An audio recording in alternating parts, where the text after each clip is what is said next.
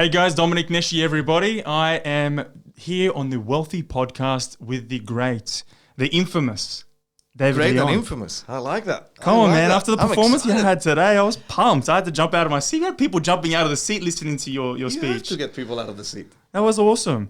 Now, I want to give you a quick intro. This man here started his career spraying perfume. With $0 in his bank account, he's worked his ass off and very quickly started his own portfolio with no cash. Started buying properties and scared all of his family, friends, and members around him. I'm sure he had a lot of people saying, don't do it, but we'll jump into that. He now owns millions of dollars worth of property across multiple different countries. He's traveled all over the globe. He has liberated thousands of people financially through building wealth through property. And this is what it's all about. Leon has a stage presence that I rarely get to see. And I was today at Success Resource. Thank you to the team out there. You brought a beautiful event and it was really, really good. But Leon did a fantastic event and he shares the stage with people like Tony Robbins, Tom Bilyeu, Gary Vee, Robert Kiyosaki, and rightfully so. It is a lot of fun. It is a privilege. It's an honor. And it all comes down as well to the audience. The audience today was a lot of freaking fun. Melbourne was bloody good a couple of days ago. But today was just fun. It was just different. It was easy. It was chill. And I think people enjoyed it. And at the end of the day, if you're honest about what you do, if you feel it, if it comes from the heart, I think that everything changes. And you get to that level of action that you want to do. Because at the end of the day, the whole speaking is all good. But if you don't get people to do something about it, it's absolutely pointless. It's a Spanish guy talking nonsense. Yes. Well, man, thank you very much for coming on the podcast. Dude, it's awesome. It's a privilege. Again, thank you very much for bringing me here, man. It's good. I've been wanting to do a podcast for a while, so there you go. It doesn't get any better than doing it with you, man. Well, hopefully it spurs you to action after today. You start using your own equipment and getting all these international acts on your show. So without further ado, would you mind telling us a little bit about how it all started? Like where it all began with you. I gave you a little bit of an intro, but I'm sure you have a better story than I do. Your intro was so ridiculously good. I mean, I barely know what to say now. But I'll go a little bit deeper into it. So yes, I was spraying perfume in Harrods. That was my job. I have a degree in biomechanics. I studied in the States, played a bit of sports over there while I was in uni. Then I went straight on to in Spain, where I hated my life. It just didn't work. 3 months there was enough for a friend to say, hey, I'm going to London. Do you want to join? And I said, shit, yeah, let's go. Went there, I could make more money spraying perfume than I could make with my degrees. So I did that for 3 years. 3 bloody years doing that, which was a lot of fun. But at the end of the day, it's not what I wanted. And I met a woman. And that's how everything usually changes. Because you realize that you want more for that relationship. You want to offer something that I couldn't offer at that stage, which was that financial security to do the things that we both wanted to do. And that's what spurred me into action of doing things. One of the things that I started doing was reading books, especially Robert Kiyosaki, Napoleon Hill, all the classics. Think and Grow Rich, yeah. Seriously, I've read that book about 10 times now. It still spurs me into doing different things, right? And I read over 50 books in the first year. But that came at a cost, which is that I wasn't showing up to work because I was reading and learning and everything else. And I got fired from Harrods. And I literally had to get started with no money, no job, and just a crazy guy telling me that I could buy houses by using credit cards. That sounds risky. And I love the parallel with this man that is overqualified for the job, an engineer, losing his job spraying perfume. Oh, no engineer at all. But biomechanics is not engineering. Okay, Let me just clarify. It's a bachelor's degree, so not that overqualified. I think spraying perfume teaches you a lot of things. To be honest, I think that when you get over rejection, which is one of the biggest things that you need to get over to be good at property, things really change for you. I honestly think anyone that wants to do good in property and any kind of business, you should be out there literally door knocking, trying to sell shit to people. 100% agree. A lot of what I've learned is through cold calling, door knocking, learning how to talk to people, how to relate. Empathy. People don't have empathy anymore. They don't have any social skills because of bloody social media mostly, to be honest, which is one of my pet hates, but it's a necessary evil at times when it comes to marketing. And I know that it sucks to say this in this kind of an environment, but the reality is that people, because it's so much easier to just type shit online than it is to talk to someone, we're losing the little skill that we actually had, and that is what makes money. That is what creates momentum, because property is not about property. property and business is about people. So tell me a little bit about this journey that you had there. So Yep. you got credit card debt. You went and bought some properties. I'm not advocating that you do this. I'm sure you may or may not. Definitely, I was about to do that. There is definitely a big caveat that we have to put in here. I'm not a hypocrite, and I'm not going to tell you something that I didn't do. But I'm also not going to tell you to do this because I'm sure that there is a lot of ins and outs that you need to know about before you get into something like this. So I knew what I was doing. I had a credit limit, and this is 2002. Okay, this is going a long time ago. So credit cards work differently. Credit work different itself. So you just have to learn the rules, play within the rules. Don't do anything unethical. Do everything that's legal. And I did it by, essentially, I did a mentorship. So I had a mentor that helped me to do this and put it all together. That's how I started. He wasn't great. He was good enough for me to actually go from nothing to, we bought 3 properties literally on the first 3 days that we did the mentorship. And we used credit card debt by basically acquiring a credit limit. We would buy the whole property on the credit card. Then we would transfer it to a 0% balance transfer card. So you had free property. Oh, yeah. I was paying absolutely nothing, right? Then we would renovate it with another card, do it all up, revalue it, and once that it was revalued, we would pull all our money out You and then use recycle the card again. And it was beautiful. And then I started doing the same thing for deposits in Spain, in properties that I bought in Spain, and for properties that I bought in New Zealand. I actually bought properties literally within 7 days of going for a holiday in 2004. So that was my first properties in New Zealand, bought with deposits on credit cards in the UK. So you have a very analytical mindset. You're taking, you've got measured steps. You understand the risks that you're taking before you're buying these properties. You understand your exits, obviously, because you're not going to be doing this willy-nilly. Can you tell me a little bit about your choosing or selection of property? Or are there any guiding principles or rules behind the properties that you choose or the markets that you go after? Yeah, I think that question leads me to something else in a way, but I take whatever am going to angle you answer like. this one. Yeah, take whatever angle because you it like. is really powerful. I think it's risk profile that people don't understand and what's risky and what's not. I agree. For me, what is risky is to buy cash flow negative property in Australia and hope for the best. Hope that something's going to happen. It doesn't work. It's scary, and for people, when shit hits a fan, which it does, that's when they lose everything. That's when families get split. That's when people get really hurt. For me, using a credit card in that situation was not scary, and it was not that risky because the properties that I was buying were positive cash flow properties. So I didn't have a problem with it because I never had to sell it. Whether the market went up or down, my cash flow was still going to be there. And it was geared, and that's my analysis when it comes to that, it was geared to people that were actually on benefits. So I didn't even have to get rental of them. The government was paying me for those properties. So I had absolutely very little risk on purchasing low-end properties that no one wanted, the ugly ducklings, with ready-made supply of tenants, and I knew that I never had to sell them. So the growth that happened and took place, and look, I did great. I timed it really well, and sometimes you have to go with a little bit of luck. I'm not that good. Sometimes you take that little bit of luck, and I'm very humble to be able to say, hey, it's not just all me. I am not that good. I don't time the market, but I did start buying in 2002, and I did sell all my property portfolio in the UK in 2007. So I couldn't have timed it any better. Timed it pretty well. Yes, it was, and it's just because it didn't make sense. One of the things that I analyze and that I use is salary ratios. So I look at property price to salary. I see. Yes. Once that you see the affordability, essentially, which is what it's measuring, going past a certain point, that for me it's about 12. For most major cities without migration, it's time for you to actually offload some of those properties and move it to a market that could grow better. And that's the other thing that people don't do. They're very stationary in their investment. They believe that just because it's performing well and it's done okay, I don't want to sell it. I don't want to move the rent up because I may lose a tenant. This is a business. So as a business, you need to analyze the numbers, and if it works better to move it somewhere else, bloody sell it and move your money to a better performing market. It's that simple. Don't fall in love with the property. Fall in love with the money and what the money gives you, the freedom that it gives you. That's what people don't do well. Can I touch on a few points there? Because you said so many really important things for people that are starting your property journey. Yeah. You covered your risk with the assets that you purchased because you were aware of the cash flow, right? That meant that no matter what happened with this property, the market goes up, down, left, right, whatever, the cash flow was enough to service the debt. Yeah.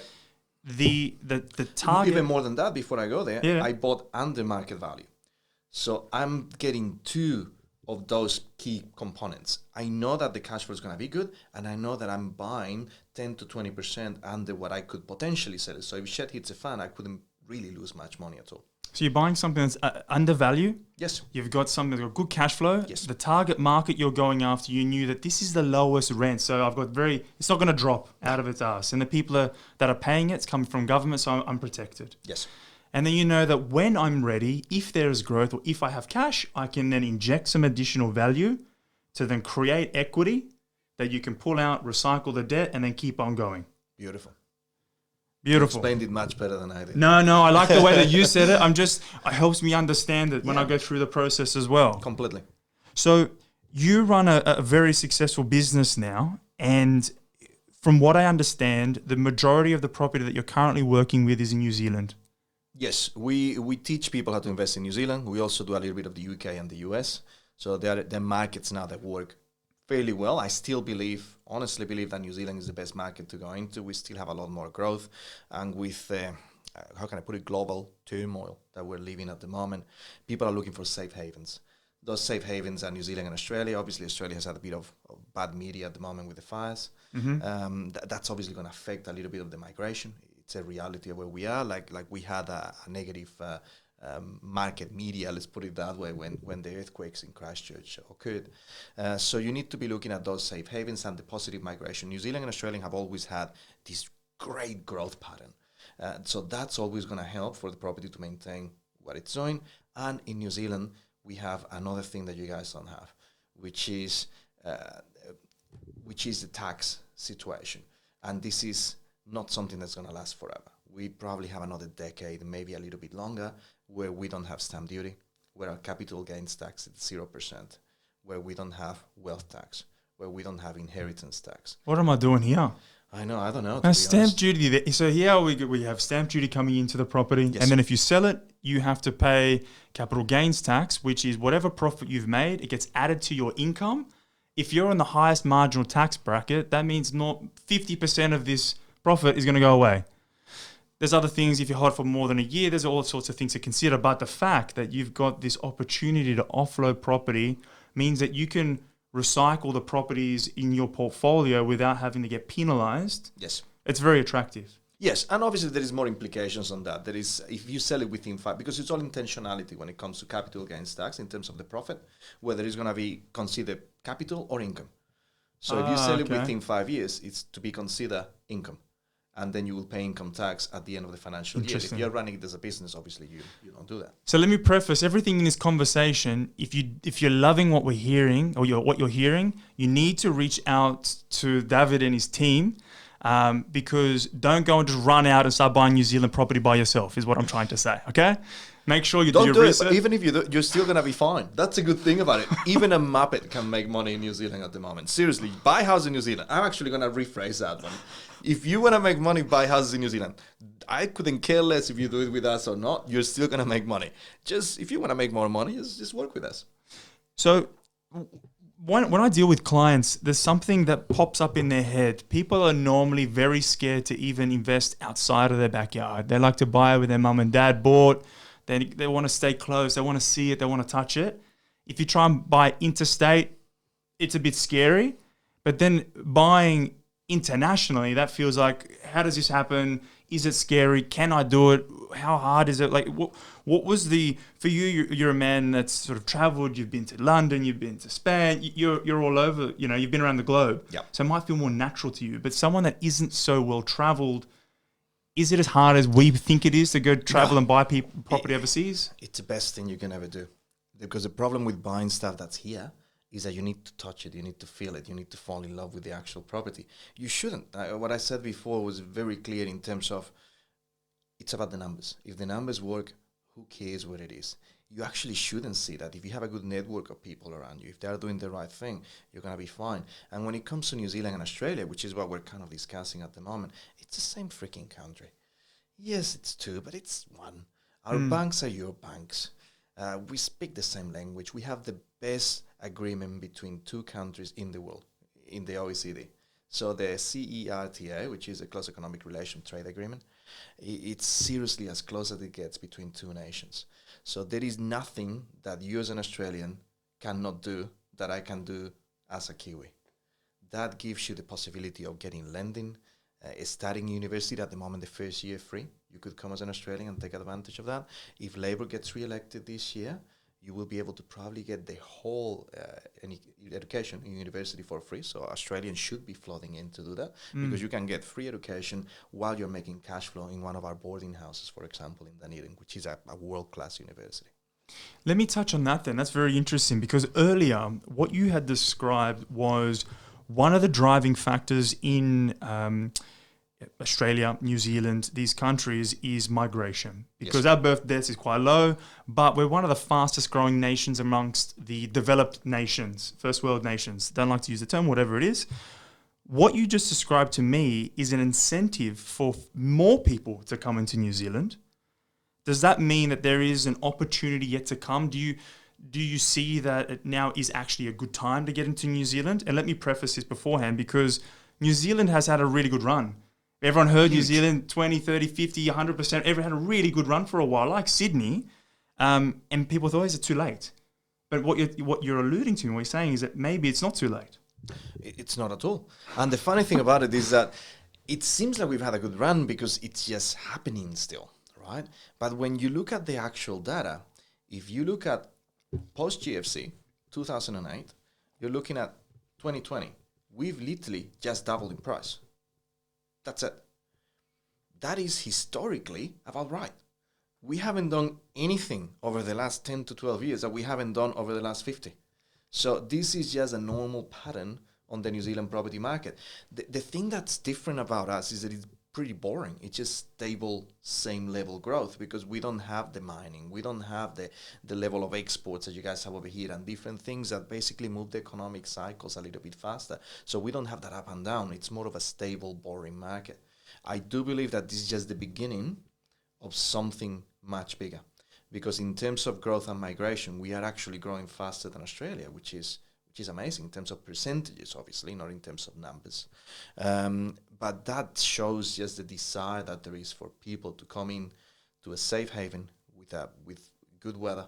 One of the best prime ministers, world leaders. Yes. I don't know, we're not going to talk politics or whatever. No, we should. Why not? I love talking politics. You know, I don't want to ostracize anyone, but I agree. I think it's an interesting topic. Even my girlfriend said, look, I want to go to New Zealand. I'd rather go over there. She's a lovely human being. And that's the reality of it. Look, her policies, and most people think that property investors are all right-wing bastards, right? That just want to grab money from people and create a win-lose situation just for a couple of dollars. In my experience, people that are doing this well are further from that, as far from that as you can probably imagine. So for me, the reality is that I'm more left-sided, that I'm right. Saying that, and this is going to sound a little bit controversial, I don't think that she got into power at the right time. She was a few years too early. Okay. I don't think that she has the political experience to be able to maintain this. And unfortunately, I don't know if she's actually going to get re-elected. It is looking dicey at this stage. And that says something. When she has the charisma she has and the leadership skill that she has, which are seriously second to none. She's a beautiful human being, like I said before. It's just the things that she has done yet to the country have not provided the results as she expected to provide. And that's definitely seen there. But either of the two governments that may go into power, which is the most important part for us anyways as investors, rather whether we like someone or not, both of them have actually promised what we need, which is infrastructure. So the latest package is $12 billion of infrastructure that's going to be helping especially regional areas. This is huge news. Massive news. Huge. If National gets into power, it'd probably be 14 to 15 billion. Even better. Spot on. And that with a regional package that they already have of $3 billion, it's going to completely transform the way that regions are growing. And properties in the regions in New Zealand are ridiculously cheap, considerably speaking, and you get cash flow. You're actually buying properties in areas that are growing in population. And more than that, you're getting properties in an imperfect market. And let me explain you what that means so that everyone actually understands. I'm sure that you kind of know. Properties in New Zealand are very hard to value because they have a lot of land. And with land comes different sizing and different perspective and different possibilities when it comes to subdivision and everything supply, else. whatever. Completely. And that makes every property very different and very hard to value. So you can make money when you buy, but it gets even better than that because we can then add income streams to those properties very easily. So that means putting tiny houses, sleep outs, converting garages. That's the kind of stuff that we're doing all the time now to create cash flow. Sometimes you don't just buy cash flow of basically the internet. You buy something where you have the possibility of putting a relocatable home, adding a minor dwelling unit, a sleep out, converting that garage, and then all of a sudden you're getting a 12 to 15, 16% yield out of one property, and you've also increased a shed load of equity into it. That's the opportunity that we have now, and that's just in the infancy stage. So that's why I believe that we still have so much to go because we're just getting started. You said a lot of really important things. Again, I want to try and unpack some of it. So unpack away. Yeah. Yes. So one of the first things you mentioned there was regional. Yes. To a lot of Australian listeners, they feel scared, I feel, about regional. Yes. And the reason why is this is the connotations of mining booms or this or that, and then it will spike up and come down, or it's too small a population to support any real growth. What do you say or think about this? We don't let people go into areas where they could get hurt. So there was, I'm not going to mention names, but there was a fairly well-known Australian investor. Most people would have read his books. He bought about 300 properties here in New Zealand. And the market was Tokoroa. Tokoroa is literally just one industry. It was a mill that was closed down. He made a lot of money by buying, but he also lost a lot of money because as soon as the mill closed, there was no employer, which meant that no one could actually the houses didn't have any demand for rental. That's the kind of stuff. One show pony industry doesn't really work. So you need to have more than one business providing employment, which is going to support what we do.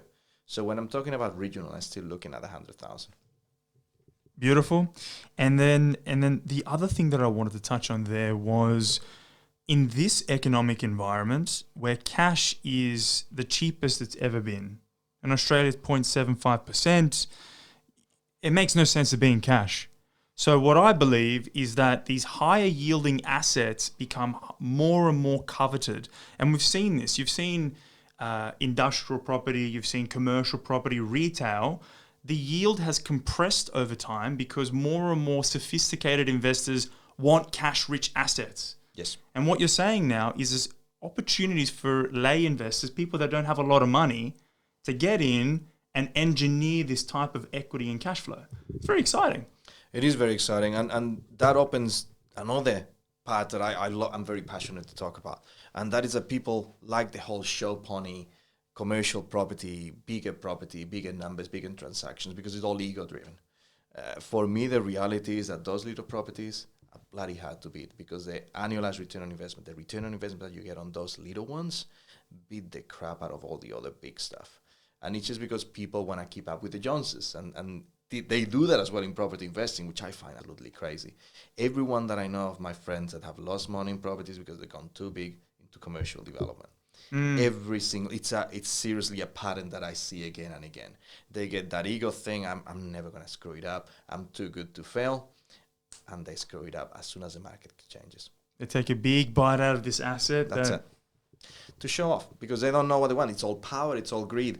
I think that once that you get over that nonsense and your ego, and you start figuring out what's truly important in your life, then you realize that you don't need to do that much to get there.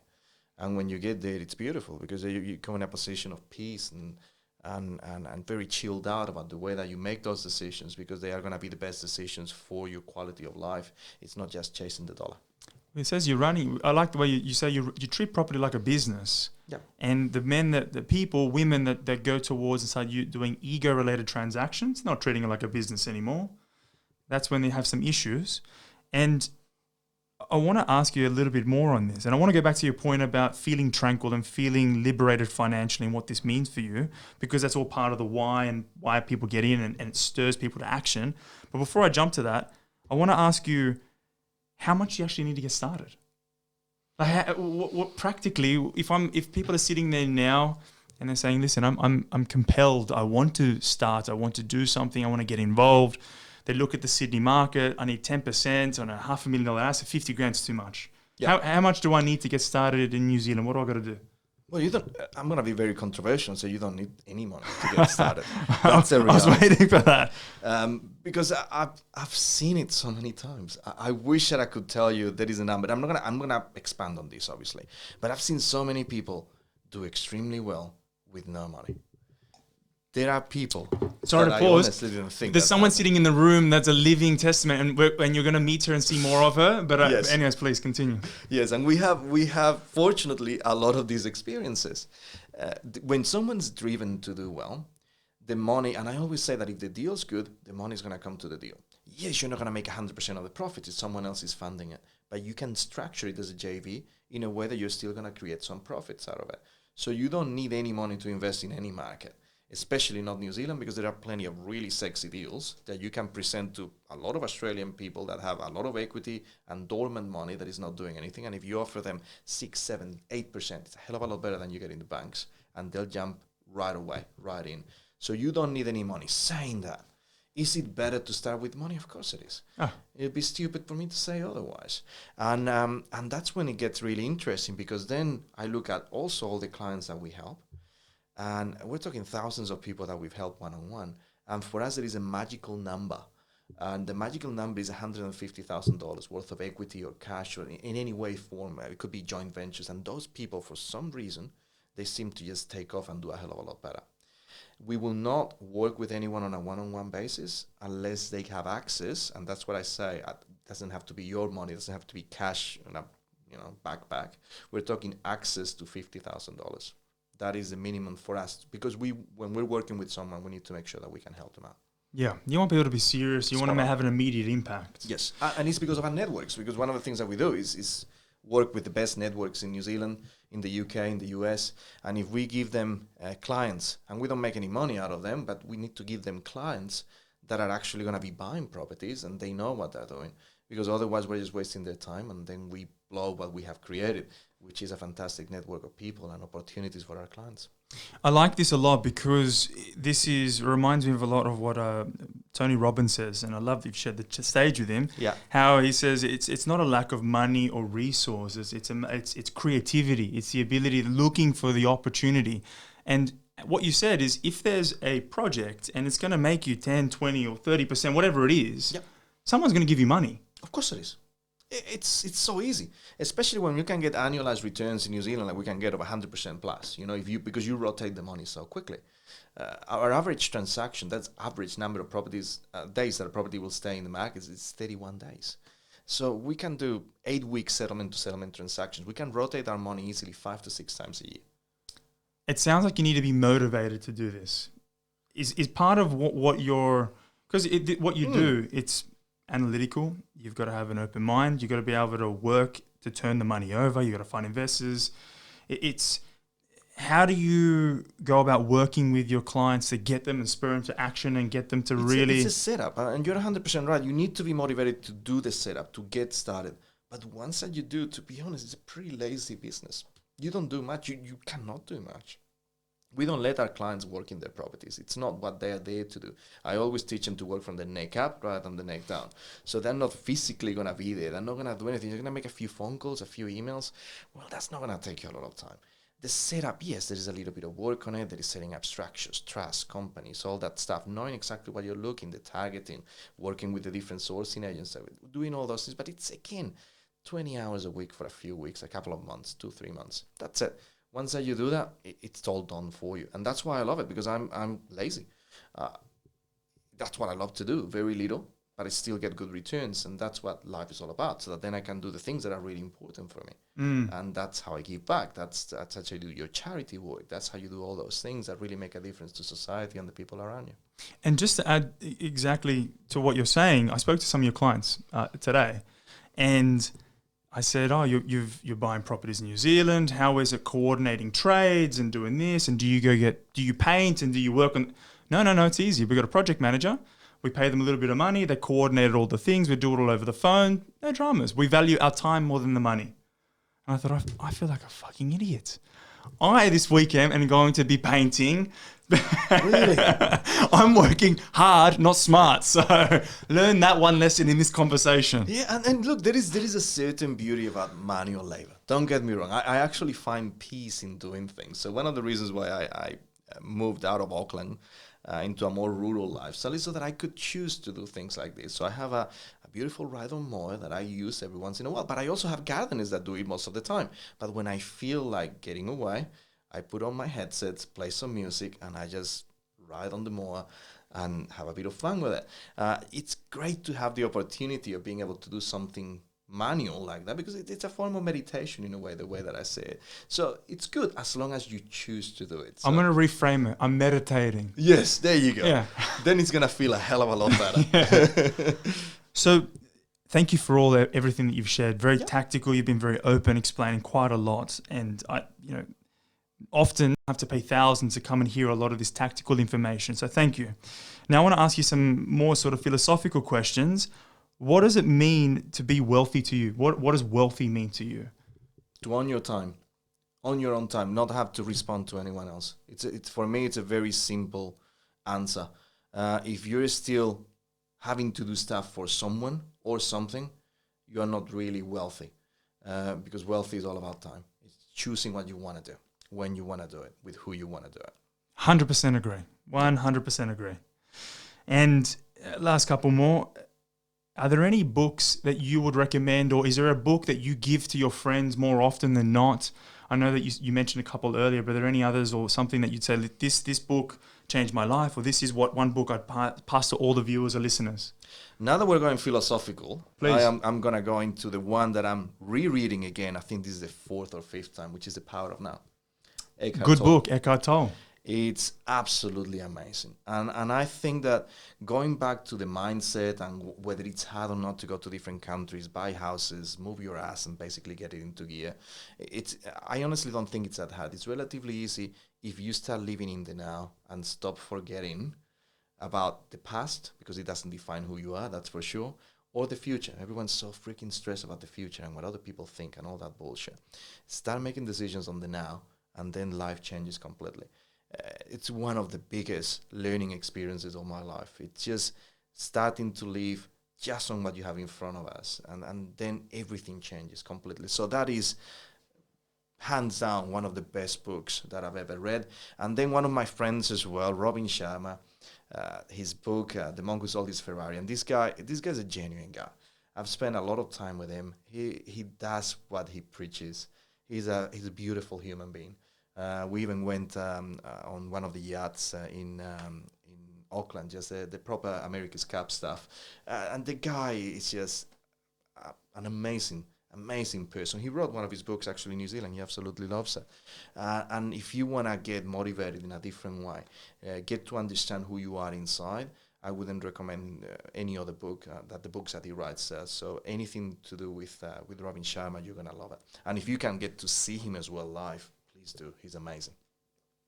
Two great books. I haven't read The Monk That Sells His Ferrari by Robin Sharma yet. I'll add that to the list. But The Power of Now is excellent. I feel like it's one of those books where you read and you need to stop a second to digest the sentence that you've just read. Yes. So it's a good book. Must read, listen, watch his videos, whatever you got to do, but get that into you. And last but not least, where can people learn more about you? I know that you have an event coming up. Can you tell us a little bit about that? How can people get in touch with you and your organization? Where do we find you? Yeah. So these days, I don't really do much in any business that I do. That's the first thing. So I just kind of do these shows, have a bit of fun, talk to great people like yourself. Thank you. And life's that easy. So for me, in order to give that stuff, I have to actually put you in contact with my team. So the way that we do events all over Australasia. We do it in a 3-day format. We feel that it's the best way of transforming people from where they are to where they want to be. So we do stuff on stage, 1-day stuff with Tony Robbins and all those guys, which is amazing. And then people choose to work with us on those 3 days. The next one in Sydney is on the 13th of March, 13th, 14th, 15th. Then we have another one in Melbourne on the 20th, 21st, 22nd. And then we go to Brisbane for the 27th, 20th, 29th. So those are the next 3 in Australia. Actually, no, it's not the next 3. There is another one in Brisbane next weekend, which I don't even know exactly what. I think it's 21st, 22nd, 23rd. Too many 20s in there. So we do a lot of these events, and we limit it to about 50 to 75 people. It's the best environment for people to get the most out of it. We go through everything that they need to know and then some more. We have some of the best speakers, the best crew, people that are just starting, that they've only bought 2-3 houses, to people that have done 600 properties. And we have everything in a room, and that just blows people away. And it's real. There's no bullshit. There is no trying to sell you rubbish you don't need. There is nothing like that. It really comes from the heart, people that genuinely want to help you. And we give them options to be able to take it as far or as little as they want to take it. We challenge them really hard on day one as well to figure out what it is that they actually want. Once that they realize what they want, then they can create a better strategy to get to that, and that's what we teach for the 3 days. And I absolutely love it. I'm very passionate about it because I've spent a lot of time putting it together and then training the rest of the speakers as well, so that they can deliver that quality information that no one else seems to be able to deliver on how to operate a property business, not just teach you how to buy a couple of houses. It's not what we do. Well, I got to say that I know some of the speakers that you get on stage, and I've met some of the team, and they're not to take anything away from you. No. Because say what you need to say. I know what you're going to say, and I'm happy with it. But Ben Doyle he has a very successful company here in Australia. This man doesn't need to get on stage and talk and to get people to learn about property. He's one of the most beautiful men that I've met. He has a presence. He comes from the heart. The message that he gives, it feels genuine and authentic. I'm not getting paid for any of this. I'm just saying it. But you do genuinely get good people on stage. So it's. I always say that if you're the smartest person in your team is in trouble. It's very easy to get dumber people than you are. That's easy. I mean, I would struggle because I'm not the smartest cookie out there. But for most of the people, it's easy to get people that they can control. For me, it's quite the opposite. I want to make sure that everyone that works in the team is better than me at whatever it is that they do. Because otherwise, there is no point on having them on the team. So the people that we work with are seriously amazing people. I am basically redundant most of the time, which You've is done great. your job then.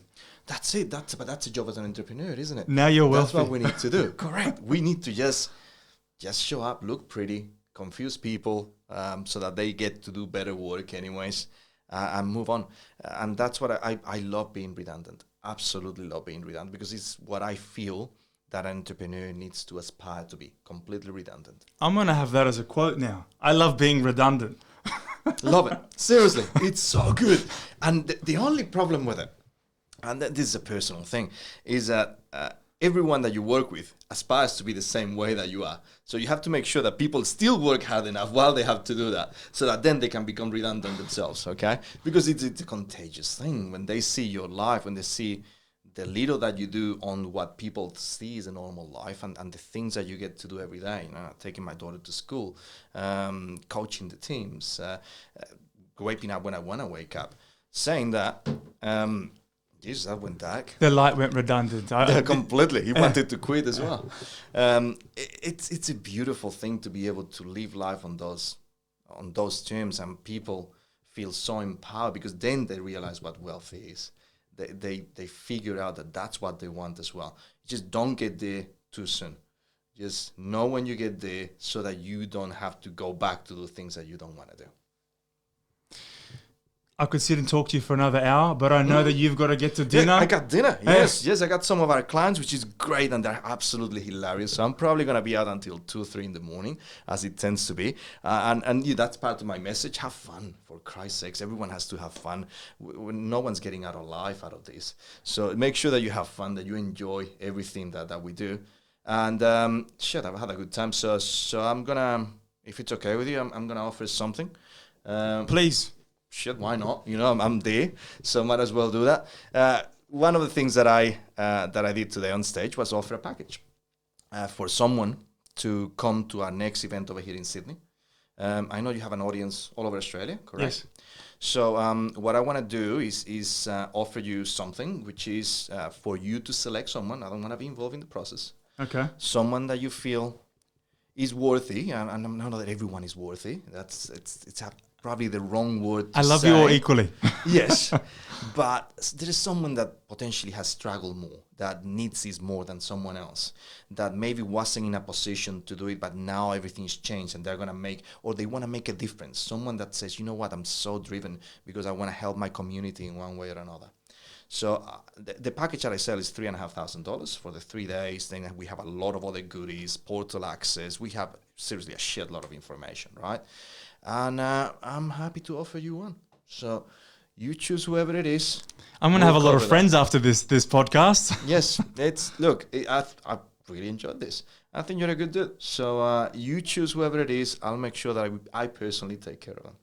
Thank you, David. That's really appreciate that. No, really, it's been awesome. It's been a lot of fun. And without further ado, thank you, everybody.